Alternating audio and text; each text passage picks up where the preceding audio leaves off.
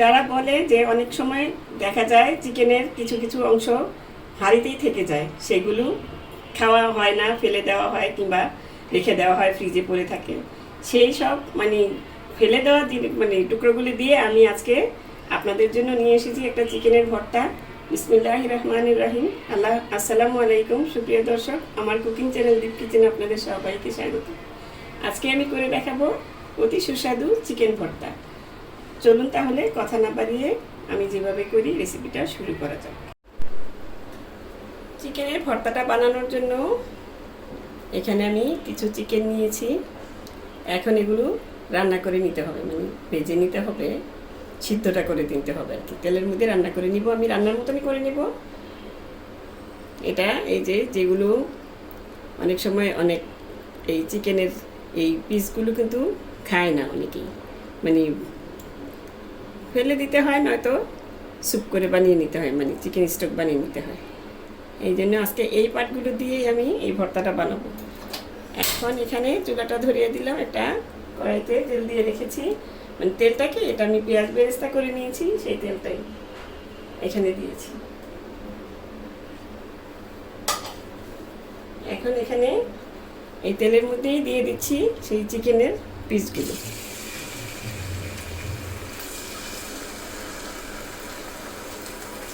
আর দিয়ে দিব এখানে 1 চা চামচ আদা, 1 চা চামচ রসুন। এটা ডিপ ফ্রিজে ছিল, সেই জন্য একটু শক্ত হয়ে গেছে।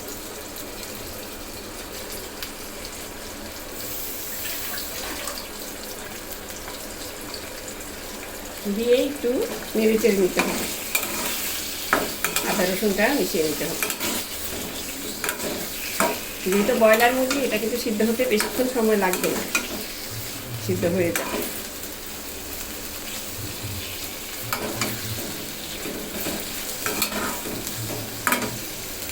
এখন এখানে দিয়ে দিব সামান্য লবণ, যেহেতু ভর্তার মধ্যে আবার ভর্তা যখন বানাবো তখন দিব। এখন অল্প দিয়ে মাংসটা রান্না করে নিব। এখন এখানে দিয়ে দিব লাল মরিচের গুঁড়া, এটা একটু বেশি করে দিব, ঝালটা একটু বেশি হয়। তারপরেও ভর্তার মধ্যে আমি শুকনো মরিচ, কাঁচা মরিচ এগুলো একটু দিতেই হবে, সামান্য 1/2 চা চামচ হলুদের গুঁড়া, আর দিয়ে দিব 1/2 চা চামচ জিরার গুঁড়া, আর 1/2 চা চামচ ধনিয়ার গুঁড়া। সবই মশলা দিলাম অল্প অল্প করে, শুধু মরিচের গুঁড়াটা একটু দিয়েছি। কারণ এটা ঝাল বুঝে দিবেন, আপনারা যদি কমিয়ে খেতে চান তাহলে ঝালটা কমিয়ে দিবেন। আর আসলে কি সত্যি কথা বলতে ব্রয়লার মুরগিটা তো এমনিতে একটু খেতে ভালো লাগে না, সেই জন্য একটু স্পাইসি করে খেলেই ভালো লাগে। এখন এটা 2-3 মিনিটের মতন এইভাবে তেলের মধ্যে ভেজে নিতে হবে।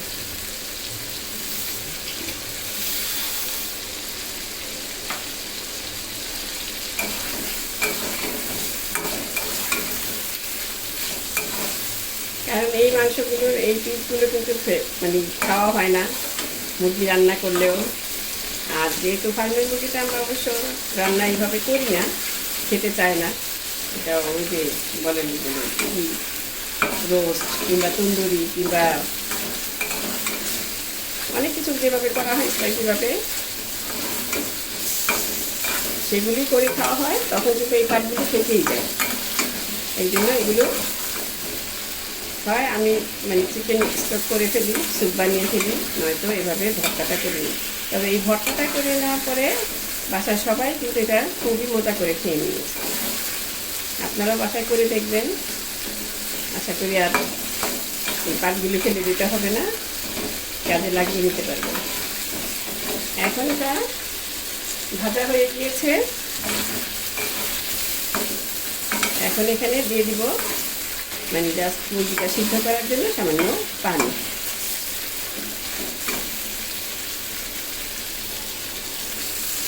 এই 1/3 কাপের মতন পানি দিয়ে দিলাম, মানে মুরগিটা সিদ্ধ করতে যতটুকু পানি লাগে অতটুকু দিবেন। এখন এটা মুরগিটা সিদ্ধ হলে আমি নামিয়ে নিব। সিদ্ধ হতে বেশিক্ষণ সময় লাগবে না, ব্রয়লার মুরগি যেহেতু। আর আপনারা যদি দেশি মুরগি দিয়ে করতে চান তাহলে একটু সময় লাগবে। ফিরে আসছি মাংসটা সিদ্ধ হওয়ার পর। এই দেখুন মুরগিটা কিন্তু প্রায় শুকিয়ে এসেছে পানিটা। এখন আমি এখানে দিয়ে দিচ্ছি কয়েকটা ইন্ডিয়ান রসুন। এটা সিদ্ধ হয়ে যাবে। এটা আপনারা তেলেও ভেজে নিতে পারেন, আমি এভাবে দিয়ে দিলাম। এতে কিন্তু রসুনের একটা সুঘ্রাণ ছড়িয়ে যাবে মাংসের মধ্যে। আবার রসুনটাও কিন্তু সুন্দর মাংসর ইয়েতে সিদ্ধ হয়ে একটা সুন্দর একটা ফ্লেভার এটার সাথে অ্যাড হবে, এই জন্য দেওয়া। মানে আমি এভাবে দিয়ে রেখেছি, আরও বেশি ভালো লাগে। আপনারা তেলও ভেজে নিতে পারেন। এখন এটাকে আরও চুলার আঁচটা কমিয়ে দিয়ে, যেহেতু রসুনটা এখন দিলাম, ঢাকনা দিয়ে কিছুক্ষণ সিদ্ধ করে নিব রসুনটা। মানে রসুনটা এখন সিদ্ধ হলেই হয়ে যায়। এই দেখুন রসুনটাও প্রায় হয়ে এসেছে। এখন এখানে আমি আরও অ্যাড করে দিব 2 পিস টমেটো। ওই যে বললাম, আমি আবারও বলছি, আপনারা আলাদা আলাদা ভেজে নিতে পারেন। আমি জাস্ট ফ্লেভার যোগ করার জন্য একসঙ্গে দিয়ে দিচ্ছি কাঁচামরিচ, টমেটো দিয়ে আবারও নেড়ে চেড়ে আমি একসঙ্গেই করে নিলাম। মানে কাজটাও সহজ হলো, আবার এর ভিতরে মানে রসুনের ভিতরে আপনার টমেটোর ভিতরে ফ্লেভারটাও ঢুকে গেল। এখন আবারও ঢেকে দিয়ে টমেটোর কাঁচামরিচটা সিদ্ধ হওয়া পর্যন্ত আমি জাল করে নিচ্ছি। এই দেখুন এখন কিন্তু এটা আর একটু সিদ্ধ হলেই হয়ে যাবে টমেটোটা। আমি তো ভর্তা বানাবো, টমেটোটা কিন্তু একটু গলতে হবে। ভাজা ভাজা হচ্ছে মাংসগুলো, আর মানে ভালো মতন সিদ্ধ হচ্ছে। রসুন টসুন সবই, এই যে রসুনটা কিন্তু অনেকখানি সিদ্ধ হয়ে গিয়েছে। এখন এখানে দিয়ে দিচ্ছি সামান্য একদম, যেহেতু আমার মাংস এখানে কম, 1 চিমটি গরম মশলা। যেহেতু ভর্তা, গরম মশলাটা কিন্তু ভর্তায় লাগে না, কিন্তু এখানে হচ্ছে কি আপনার ব্রয়লার মুরগির একটা মানে বাজে একটা গন্ধ আছে, সেই গন্ধটা যাতে না থাকে সেই জন্য এই গরম মশলাটা অ্যাড করা। আপনারা না চাইলে নাও দিতে পারেন। এখন আর কিছুক্ষণ 2 মিনিট রেখে আমি নামিয়ে নেব। এই দেখুন আমি চিকেনটা নামিয়ে ঠান্ডা করে একদম মানে বেছে নিয়েছি, হাড্ডি মাংস আলাদা করে নিয়েছি। এখন আমি ভর্তাটা বানাবো একটা বাটনাতে। এখন প্রথমে চিকেনগুলো দিয়ে দিচ্ছি, দিয়ে একটু এভাবে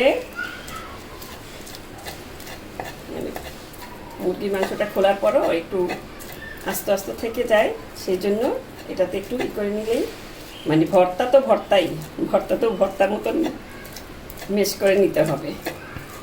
এই জন্য আপনারা আস্তে রাখতে চাইলে মানে আস্তে আস্তে থেকে যদি ভর্তাটা বাট খেতে চান তাহলে সেটাও করতে পারেন। আমি একটু বাটনতে পিষে নিলাম, এভাবে পিষে তারপরে আমি ভর্তাটা বাকি উপাদানগুলি মিশিয়ে নিচ্ছি। এই দেখুন হয়ে গেল।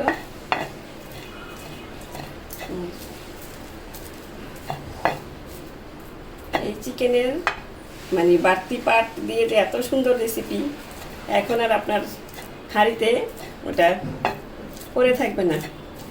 এই মানে কি বলে, এই মাংসগুলো, যে মাংসগুলো হাঁড়িতে পড়ে থাকতো কেউই ধরতো না, সেগুলি দিয়ে এখন সবাই চেটে পুটে খাবে।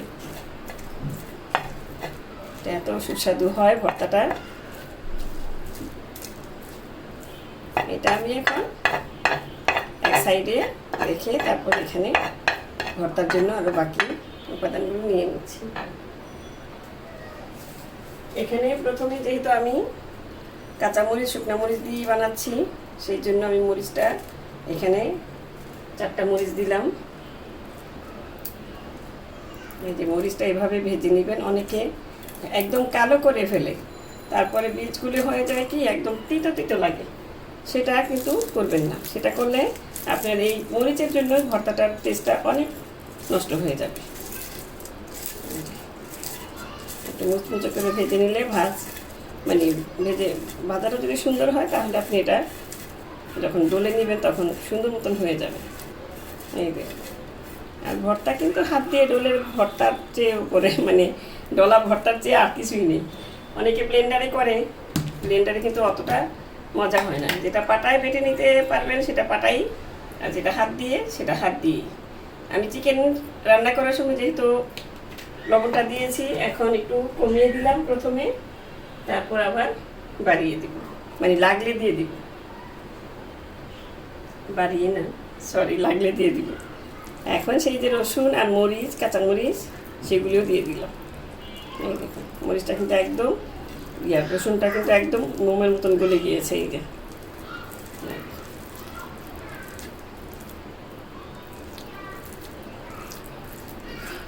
এখন কাঁচামরিচগুলো সেভাবে আমি ডলে নিচ্ছি। এখন আপনি ইচ্ছা করলে বাটনা দিয়েও করে নিতে পারেন।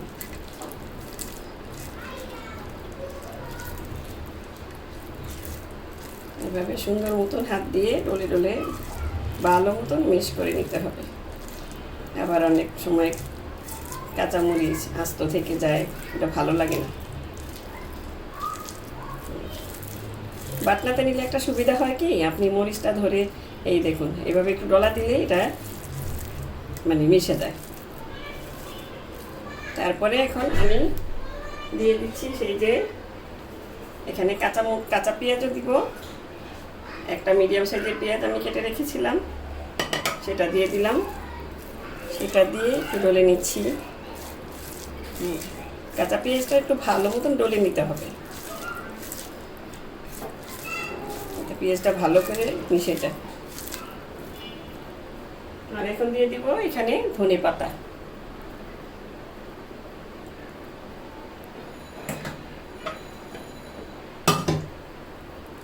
তার আগে সেই টমেটোটা একটু ম্যাশ করে নিতে হবে।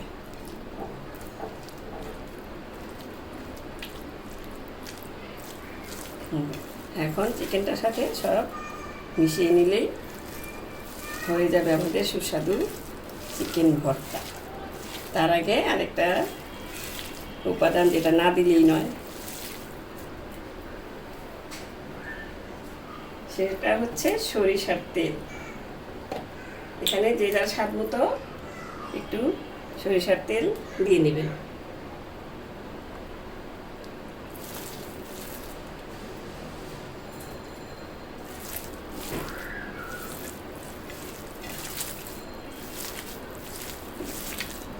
যেহেতু ভর্তা, এটা চটকি মেখে নিতেই হবে।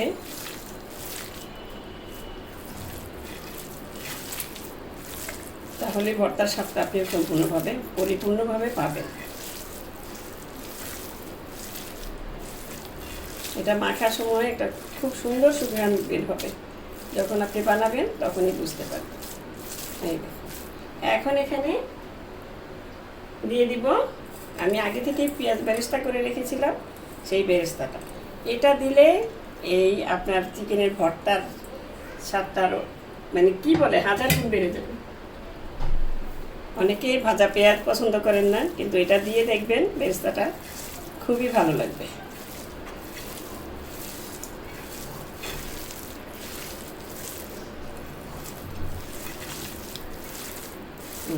এ পর্যায়ে আপনি লবণটা চেখে দেখবেন যে ঠিক আছে কিনা।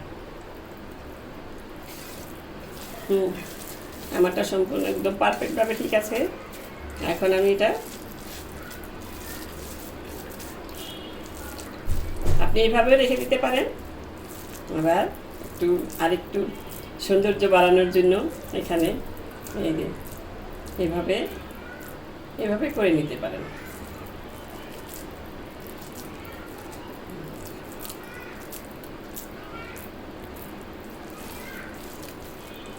আমি 4টা করেছি, আপনি 5টাও করে নিতে পারেন, ছোট করে, যে যার মন মতন করে নেবেন।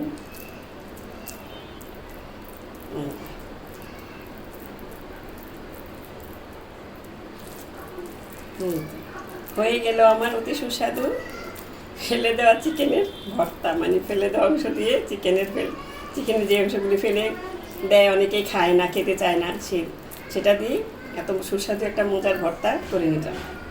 হুম, হুম।